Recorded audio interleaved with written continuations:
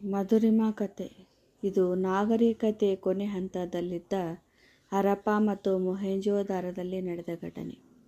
ಆಗ ಜನರ ಭಾಷೆ ಸಂಸ್ಕೃತವನ್ನು ಹೋಲುವ ಭಾಷೆಯಾಗಿದ್ದರೂ ಲಿಪಿಯ ಬಳಕೆ ಗೊತ್ತಿರಲಿಲ್ಲ. ಆಡುಭಾಷೆಯಲ್ಲಿಯೇ ಎಲ್ಲ ವ್ಯವಹಾರಗಳು ನಡೆಯುತ್ತಿದ್ದವು.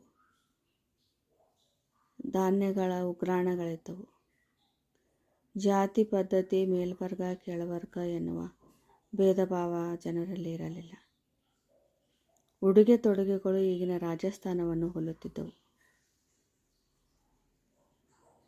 ಜಾತಿಯು ಜನರು ಮಾಡುವ ಕೆಲಸಗಳ ಆಧಾರದ ಮೇಲೆ ನಿರ್ಧರಿತವಾಗುತ್ತಿದ್ದವು.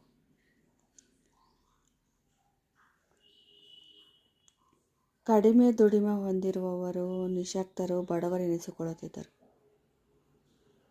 ಹೆಚ್ಚು ಜಮೀನನ್ನು ಹೊಂದಿರುವವರು ಹೆಚ್ಚು ಶ್ರೀಮಂತರು ಎನಿಸಿಕೊಳ್ಳುತ್ತಿದ್ದರು.